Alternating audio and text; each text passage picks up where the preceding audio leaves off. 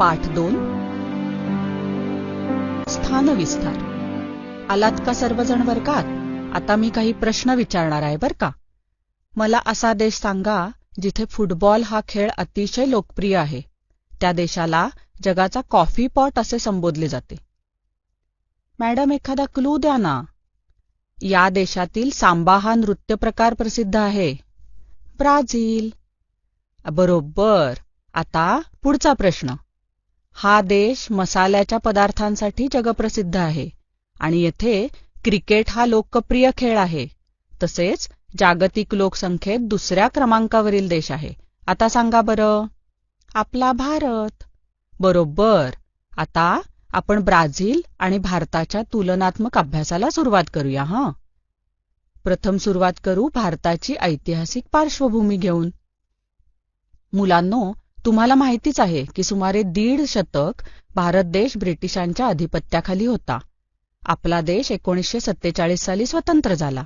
स्वातंत्र्यानंतर आपल्या देशाला 3 युद्ध, दुष्काळी परिस्थितीला तोंड देणे अशा अनेक समस्यांना तोंड द्यावं लागलं. आज भारत हा जगातील प्रमुख विकसनशील देश आहे आणि एक प्रमुख जागतिक बाजारपेठ म्हणून ओळखला जातो. विविध टप्प्यांवर झालेल्या आर्थिक सुधारणांमुळे भारताच्या आर्थिक विकासाला वेग आला आहे. सर्वात महत्त्वाचं म्हणजे भारताकडे एक तरुण देश म्हणून पाहिलं जातं. आता आपण ब्राझीलची ऐतिहासिक पार्श्वभूमी बघूया.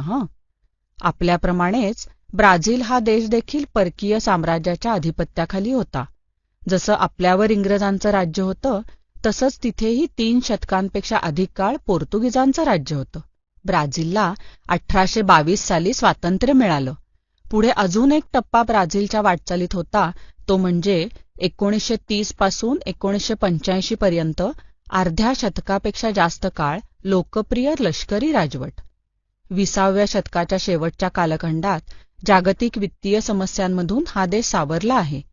जगाच्या आर्थिक विकासाला हातभार लावणारा देश आणि भविष्यातील एक प्रमुख बाजारपेठ या दृष्टीने ब्राझीलकडे पाहिलं जातं. आता दोन्ही देशांचे स्थान, विस्तार आणि सीमा आपण बघूया. सुरुवात आपण आपल्या भारत प्रजासत्ताकपासून करू. आपली राजधानी नवी दिल्ली आहे हे तुम्हाला माहितीच आहे. आता हा पृथ्वीचा गोल बघा आणि सांगा बरं भारत नेमका कुठे आहे? बरोबर, भारताचे स्थान उत्तर आणि पूर्व गोलार्धात आहे आणि आशिया खंडाच्या दक्षिण भागात हा देश आहे. आता भारताचा राजकीय नकाशा बघा बरं का. या नकाशावरून भारताचे स्थान सांगता येईल का बरं तुम्हाला? 8°4' उत्तर ते 37°6' उत्तर अक्षवृत्त आणि 68°7' पूर्व ते 97°25' पूर्व रेखावृत्त. आता नकाशाच्या अगदी खाली दक्षिणेला ही एक हिंदी महासागरातली जागा दिसते का? ती बघा बरं. तो आहे इंदिरा पॉइंट. हे भारताचं सर्वात दक्षिणेकडील टोक आहे आणि ते 6°45' उत्तर अक्षवृत्तावर आहे. आता ब्राझील प्रजासत्ताक संघराज्य बघू. त्याच्या राजधानीचे नाव आहे ब्राझिलिया. आता परत पृथ्वीचा गोल बघा. पृथ्वीवर ब्राझील देशाचा काही भाग उत्तर गोलार्धात आणि बराचसा भाग दक्षिण गोलार्धात दिसेल. तसेच या देशाचे स्थान पश्चिम गोलार्धात दक्षिण अमेरिका खंडाच्या उत्तर भागात आहे. आता ब्राझीलचा राजकीय नकाशा बघा. त्याच्यावरून ब्राझीलचे स्थान सांगा बरं. 5°15' उत्तर ते 33°45' दक्षिण अक्षवृत्त आणि 73°45' पश्चिम ते 34°48' पश्चिम रेखावृत्त. आता पुढील पाठात आपण दोन्ही देशांची प्राकृतिक रचना आणि जलप्रणाली याचा अभ्यास करूया.